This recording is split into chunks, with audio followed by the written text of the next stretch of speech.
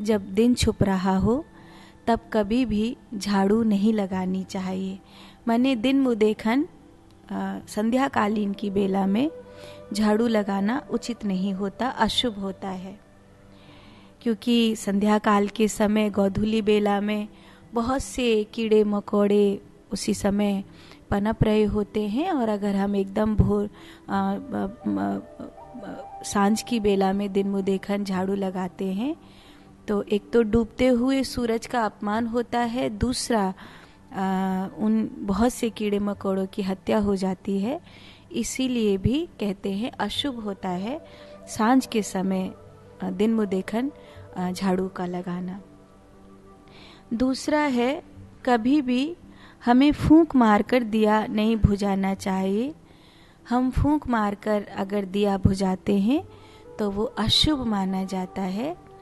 खासकर स्त्री को तो कभी भी फूंक मारकर दिया नहीं बुझाना चाहिए।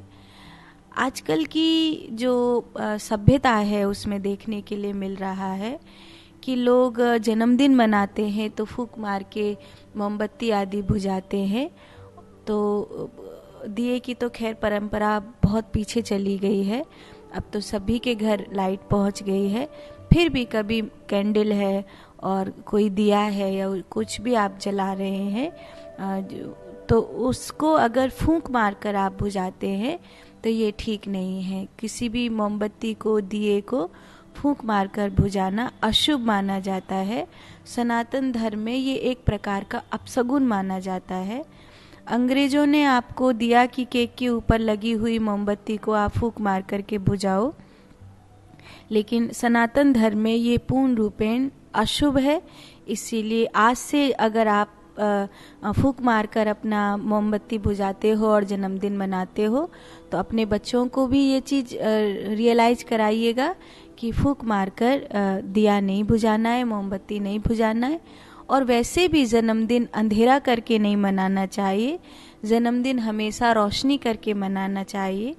हमारे यहाँ अंधेरे का होना अशुभ माना जाता है, और कहते हैं कहीं हम जा रहे हैं और तुरंत लाइट चली जाए तो कितना अशुभ होता है। लोग 2 मिनट रुक जाते हैं, कहीं कुछ ऐसी बात हो रही और दिया बुझ जाए, मोमबत्ती बुझ जाए तो कितना अशुभ माना जाता है, अच्छा नहीं मानते हैं।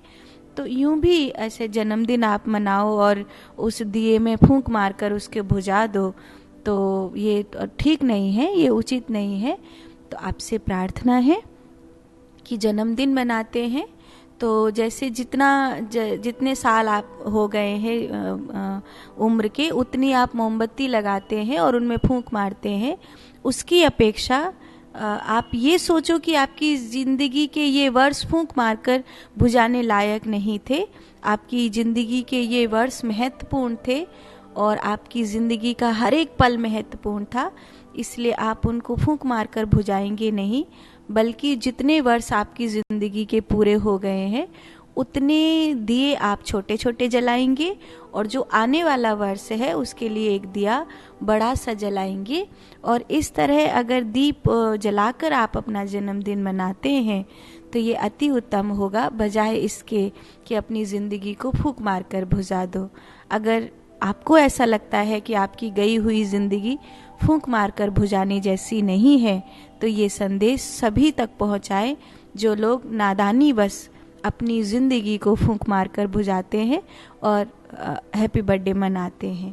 तो ये दूसरी महत्वपूर्ण बात आपको बतानी थी।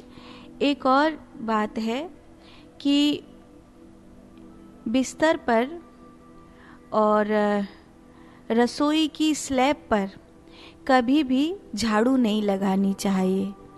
कई लोग अपने बेड को झाड़ू से झाड़ देते हैं, कई लोग रसोई की जो स्लैब होती है जिस पर गैस रखी है, बर्तन रखे हैं, उसको भी झाड़ू से झाड़ लेते हैं। तो बहुत ध्यान देना है कि कुछ जगह ऐसी हैं जहां झाड़ू का स्पर्श अनुचित है, जैसे मंदिर में, मंदिर की चौकी पर, और जो आपकी स्लैब है जहां आपका भोजन बनता है, जहां आपका रोटी बनाने का चकला रखा जाता है, कितनी महत्वपूर्ण जगह है वो, जहां आपकी घर की रोटी बिल रही है, आपके घर की रोटी सिक रही है, वहाँ झाड़ू का स्पर्श नहीं करना चाहिए।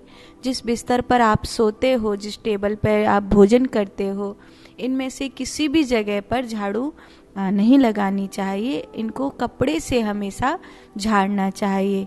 अगर आप झाड़ू से इन स्थानों को झाड़ते हैं तो कहीं ना कहीं आपकी श्री नष्ट होती है, आपके घर में क्लेश होता है और इसको अशुभ माना जाता है। तो ये एक महत्वपूर्ण बात है।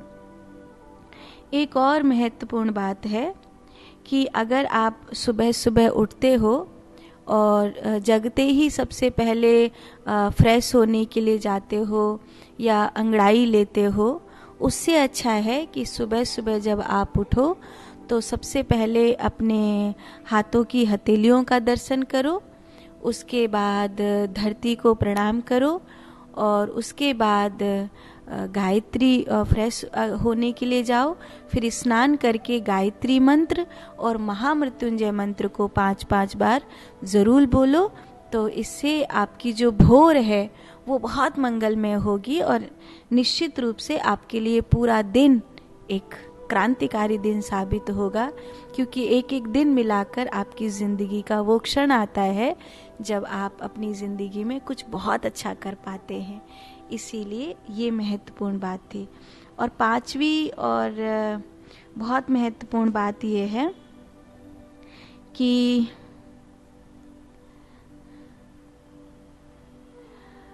अपनी उंगली में शुभता के लिए तांबे का या स्वर्ण का छल्ला पहनना चाहिए, बहुत शुभ होता है।